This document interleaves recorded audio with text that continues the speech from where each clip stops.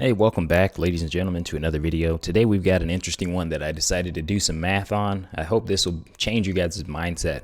This is not difficult math, but it's something that a lot of people never actually take into consideration, and that's how much of your time do you actually own. So we got about 8 slides here today, and I'm going to show you guys basically how to get your time back with passive income, how much of the average person's time already does not belong to them. And as we see there on the title, we've got slavery without extra steps. So a lot of the money game, it kind of confuses us, right? Because we are not sure exactly how to convert our time into dollars or dollars into time, right? So quick backstory. The old system of money basically used to be that you go to the bank and you could store something like gold with your bank. Even before that, they used to trade shells. They used to trade all different types of things. But the old system was that you went to the bank, you stored your gold, they give you a certificate, and you could redeem that for gold.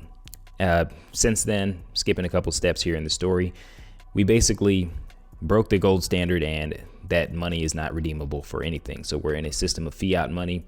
And it is a little bit easier when people kind of intuitively understand that the fiat money isn't inherently worth anything. It's only built on the back of trust and debt.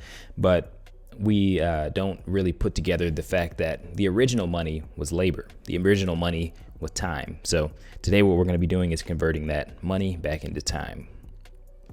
So how much time do you have? We got 365 days in a year and 24 hours in a day. So that's 8,760 hours per year.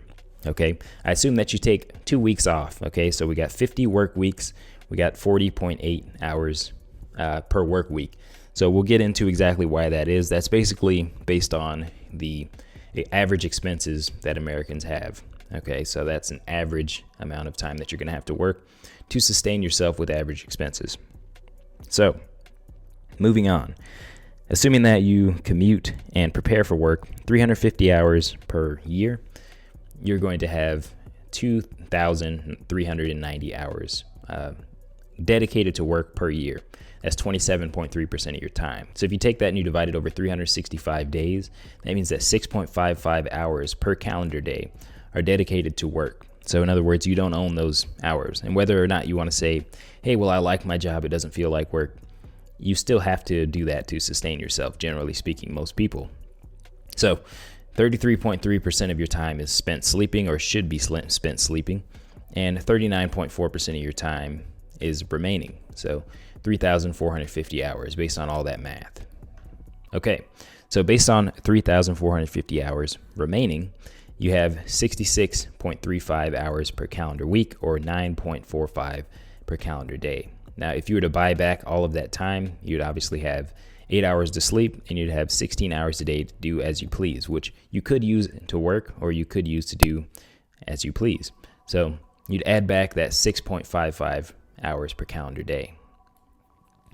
All right, so now we're going to get into how to buy that back, how much it costs, and just the general assumptions behind this whole video. So we assumed that you have the average individual income for 2020. So that actually went up from 2019, likely because there was a lot of stimulus that happened, and that's counted as people's incomes. Another effect of the incomes going up, besides money being pumped into the economy, is that when there are fewer people working, usually the lower wage workers get cut first.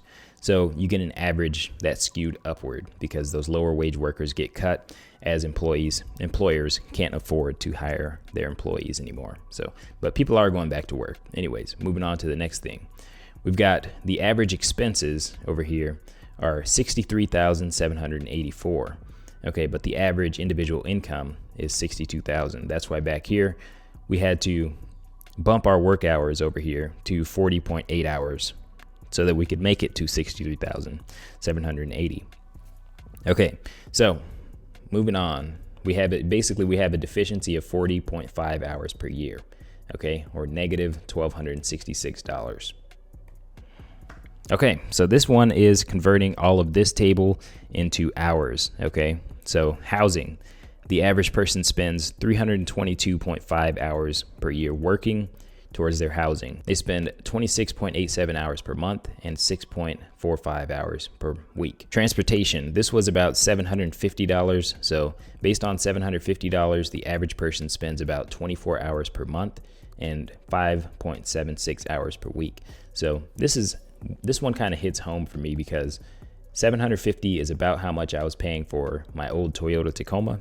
And once I sold that, I got a lot of this time per week. So an interesting thing to look at is, how do we fix this, right?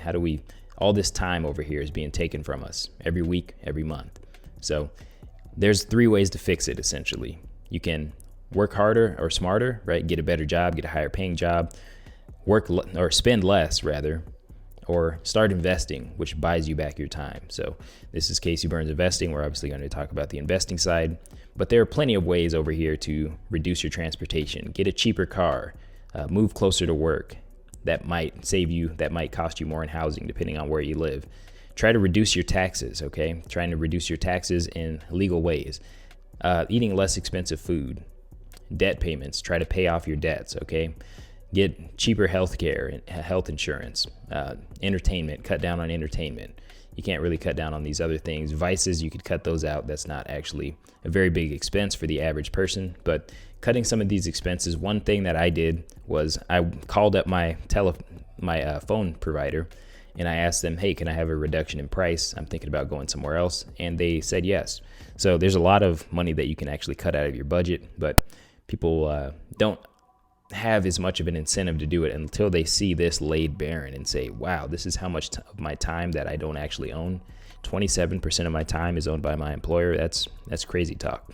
And 33% of it is spent sleeping. So basically, if you were to take that 33% out, you get 66% left. Almost half of your time is owned by your employer. So let's get back into the assumptions. Okay, so we assumed 50 weeks per year. We assume you get 2 weeks off. And 2,040 hours on the clock. So 31.26 hours per dollars per hour is what we assume. That's the average individual income in the U.S. And these numbers, they work for any country. All right, so it doesn't matter that it's just the U.S., but you can do the same math. So assuming that you made $31.26 an hour, you need $31.26 of passive income per year to buy back an hour of your time per year. And the last little note down here is that 350 hours off the clock. So we assume that you take about 1 hour per work day to prepare for work, go to and from work. Your true wage actually goes down to $26.15 because of that hour that you're spending dedicated to work, but not actually being paid for it. All right, so how much does your passive income cost? That's what we have to get into here. And this is why I value dollars a lot different than my peers and my counterparts, because check this out. If we assume $31.26 dollars per hour and we divide that by 0.04, which is assuming a 4% return on your money. 4% return is not unachievable.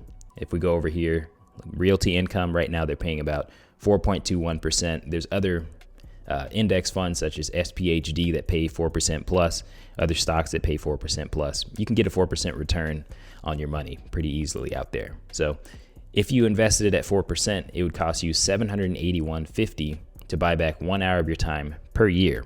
Okay, so with 2,040 hours per year that you're actually spending on the clock, right? Not the 350 hours that you're spending, or plus or minus, to prepare for work, to go to work, shower. I mean, you're going to shower after you retire anyways, but commuting, all that good stuff.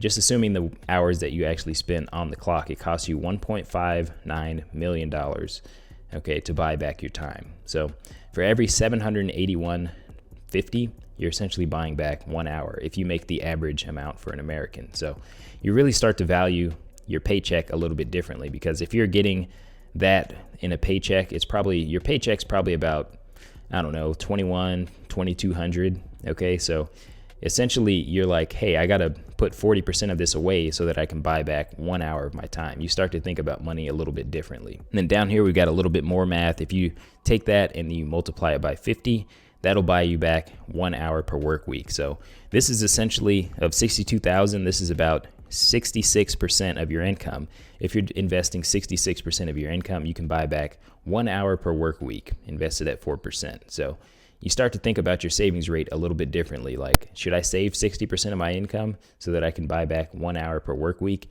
right? Because you got to do that 40 times. But there is the effect of compounding, but you start to realize, like, I have to do this 40 times. I have to save 66% of my income 40 times, you know, minus compounding, to actually be free from this work. So you start to really think about what you're doing with your money. So like we said, to review again, working harder and smarter, spending less, and investing. That's how you change the equation.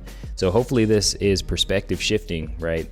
66% of your income to save for 40 years, which, you know, obviously that ignores the compounding, but it starts to change your mindset. So that's what I was hoping to get out of this video, and hopefully you guys like the video. If you did, make sure you give it a thumbs up. I'll see you guys in the next video.